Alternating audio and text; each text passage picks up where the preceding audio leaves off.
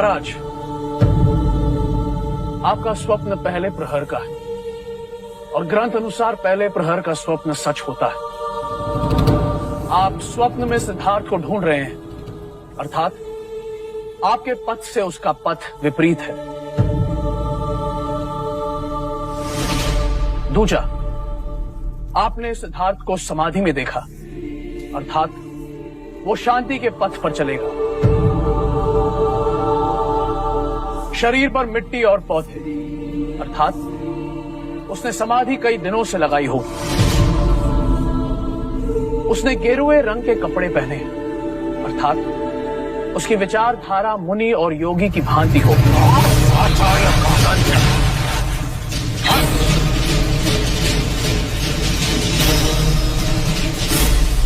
कृपया शांत हो जाइए महाराज। महाराज विचलित ना हो। पहले प्रहर के स्वप्न सत्य होते हैं, किंतु उसके एक नहीं कई संकेत होते। स्वप्न का आकलन व्यक्ति विशेष पर निर्भर करता है। स्वप्न में आप उन्हें खोज रहे थे, इसका अर्थ यह है कि किसी बात पर वो आपसे कहीं आगे निकल जाएंगे। स्वप्न में आपने उन्हें समाधि में पाया, इसका अर्थ यह है कि युवराज का संकल्प दृढ़ है, जो वो ठानेंगे वो करके रहेंगे।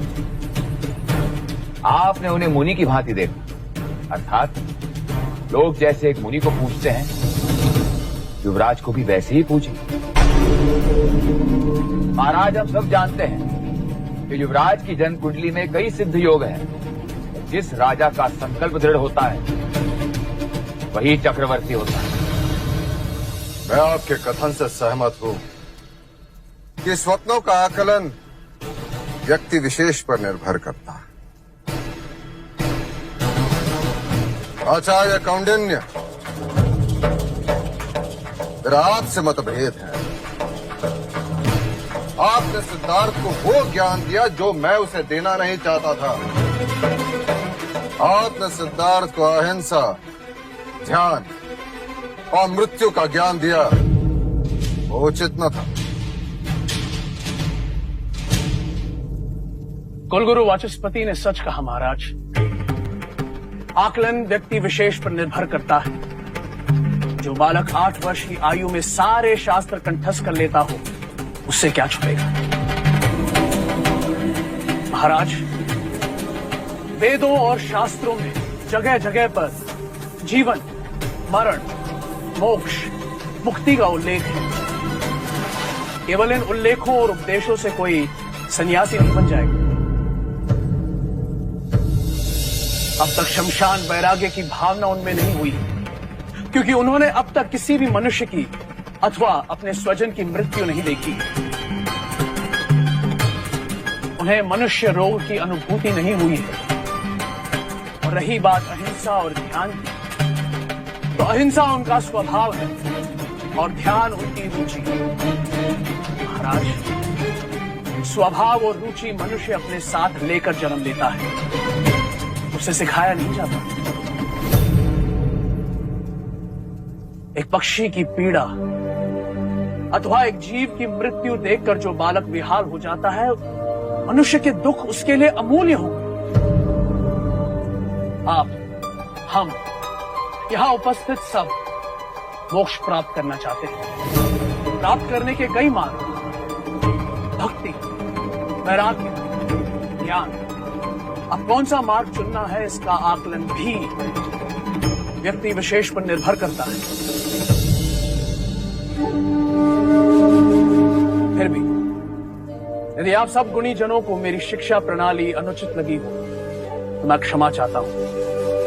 महाराज, मुझे यहां से जाने की अनुमति दे दीजिए।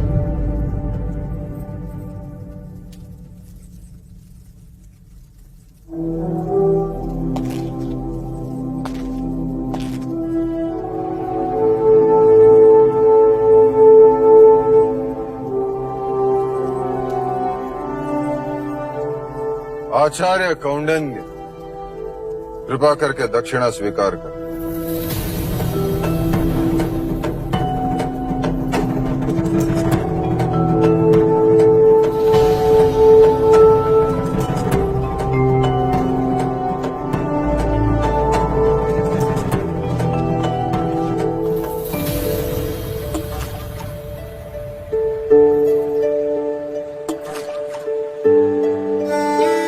ऐसा क्यों होता है चन्ना?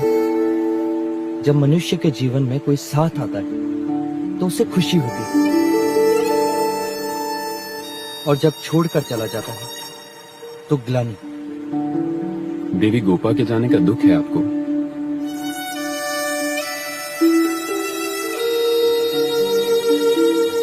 हाँ, आई थी तो मन भर गया था, गई तो मानो कुछ खालीपन, जैसे आंख खुलते ही स्वप्न अदृश्य हो जाता है। अब मैं क्या कहूं युवराज, इस प्रश्न का उत्तर तो केवल आचार्य कौंडिन्य ने दे सकते हैं। मन के विषय में वो अधिक जानते हैं। हाँ, परंतु वो तो सवेरे से ही दरबार गए, न जाने कब लौटेंगे।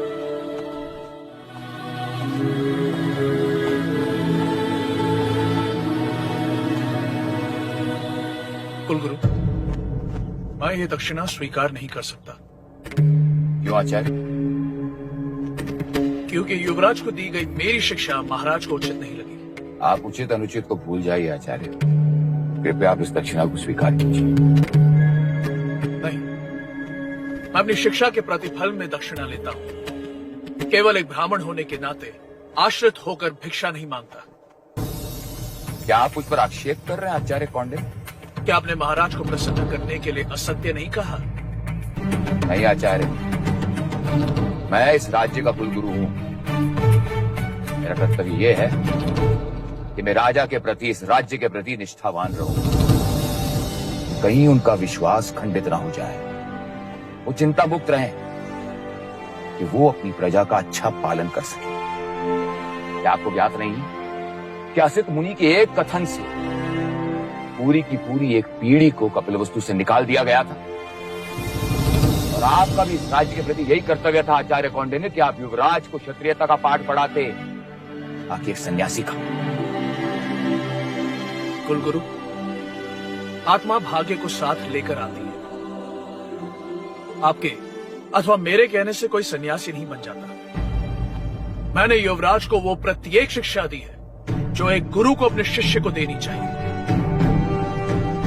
क्षमा करे गुरुवर्य, जीवन निर्वाह के लिए जो शिक्षा से समझौता करे उसे गुरु नहीं कहते।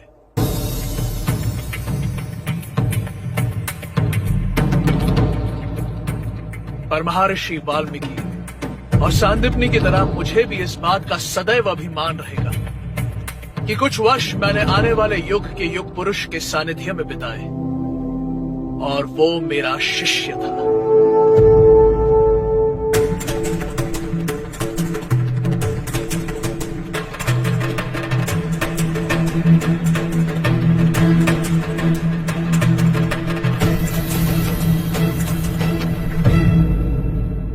कौंडिन्य के विचार तो आपने सुने भाई महाराज।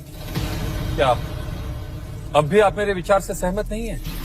अब हमें आचार्य कौंडिन्य के वानप्रस्थ होने की इच्छा पूर्ण करनी चाहिए। आपका क्या सुझाव है कुलगुरु वाचस्पति? राजन, उनके विचार और हमारे विचार भिन्न हैं। अर्थात आपका भी यह मानना है कि आचार्य के वानप्रस्थ होने की इच्छा पूर्ण कर दी जाए। परंतु महाराज, उनका रिक्त किया स्थान कोई पूरा नहीं कर सकता। और मैं शाक्यों का सिंहासन रिक्त नहीं रख सकता अमात्य। मैं सिद्धार्थ को सन्यासी बनते नहीं दे सकता।